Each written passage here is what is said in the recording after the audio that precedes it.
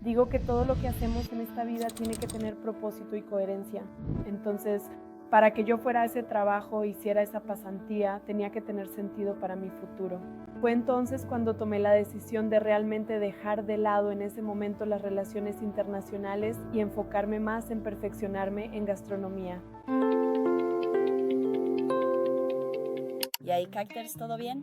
Hoy estamos de camino a la casa de Fernanda de Easy Pasta. Vamos a conocer un poco de ella y un poco de su historia. Estoy llevando aquí todos mis equipos, no se los voy a mostrar después. Estoy con mariposas en el estómago, vamos a ver cómo será esta experiencia, qué cosas interesantes tiene para contarnos. Vamos a acompañar esto juntos. Hoy vinimos hasta la casa de Fernanda. Ella cambió una carrera internacional por un sueño que nació en la cocina. Así que vamos a descubrir cómo las pastas artesanales lo cambiaron todo en su vida.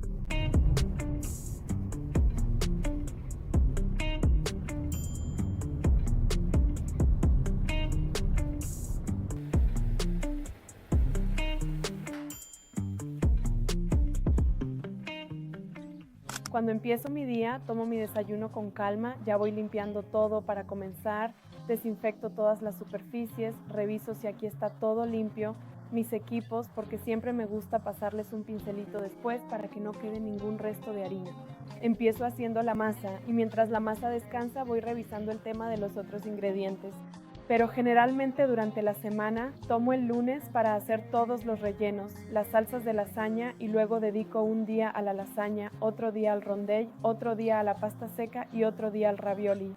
Porque es mucho más fácil hacer el mismo proceso en un solo día que estar haciendo varias cosas a la vez. Cuando hago una cosa en un día, optimizo mi tiempo. Antes de las pastas vinieron los libros, el intercambio y una vida llena de posibilidades en el área de relaciones internacionales.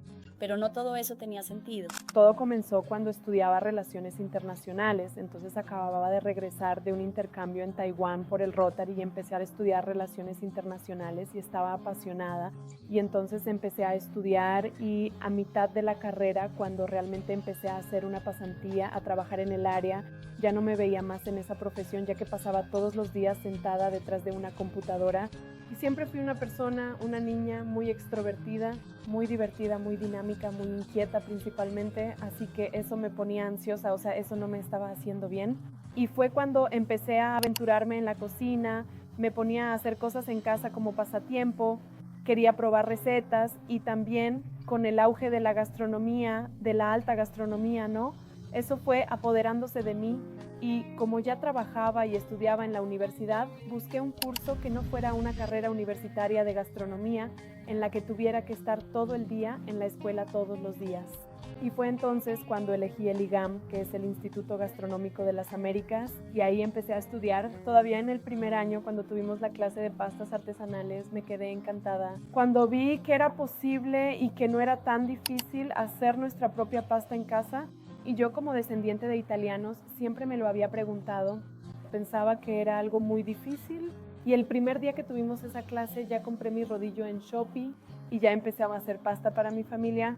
A donde viajaba llevaba mi rodillo, ya quería hacer pasta, realmente quería así agradar a las personas con ese plato. Uno piensa que la pasta fresca, la pasta artesanal es solo para comer en restaurantes, pero no, podemos comer eso en nuestro día a día.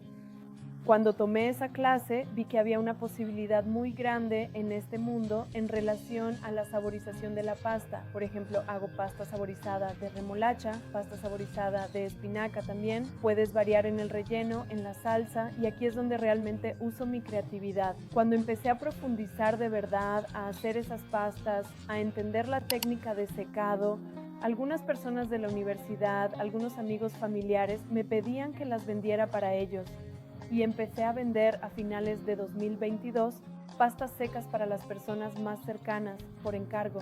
En esa época hacía todo a mano, mi rodillo era manual, así que a veces me quedaba hasta las 3 o 4 de la mañana haciendo pasta. Estudiaba y también hacía prácticas, entonces así fui conciliando todo eso. Presenté mi proyecto de fin de curso del IG, que ya era el plan de negocios de Easy Pasta, y enseguida me inscribí para participar en el programa de prácticas del IG. Ellos tenían una empresa que tenía asociación con hoteles y restaurantes de España y Francia.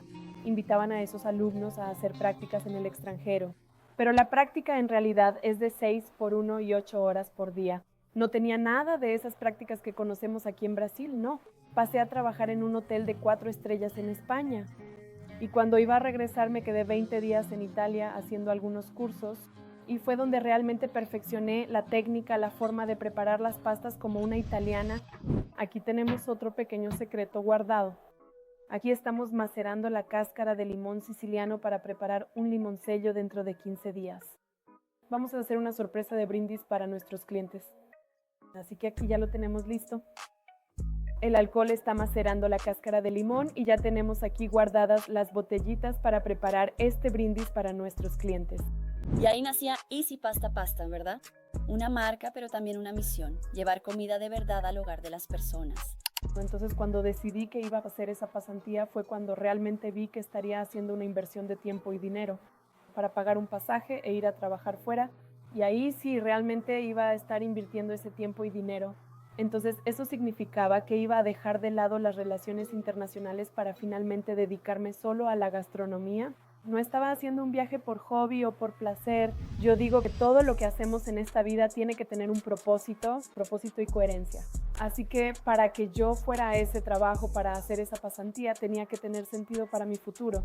Entonces fue cuando tomé la decisión de realmente dejar de lado en ese momento las relaciones internacionales y enfocarme más en perfeccionarme en la gastronomía. Y esa experiencia en el extranjero, en un hotel con una capacidad de 600 huéspedes por comida, fue muy interesante porque allí preparábamos grandes cantidades. También teníamos mucha variedad de posibilidades en cuanto a equipamiento en la cocina del hotel. Entonces, así tuve la oportunidad de tener un ultracongelador, una selladora de cámara al vacío. También estaba el tema del buffet, que era por inducción. No era el formato de buffet que tenemos aquí, que es baño María. Así que tuve acceso a varios equipos de cocina industrial de alto nivel, que este hotel de 4 ya trabajaba y fue una oportunidad muy interesante para que yo pudiera tener una idea de cómo es esta estructura interna de una cocina de ese porte y también para poder visualizar cómo haría los procesos dentro de mi restaurante para agilizar como si fuera a preparar comida para 600 personas, porque yo digo que la misma receta con procesos diferentes te dará tiempos de preparación diferentes, así que tienes que optimizar ese tiempo de preparación.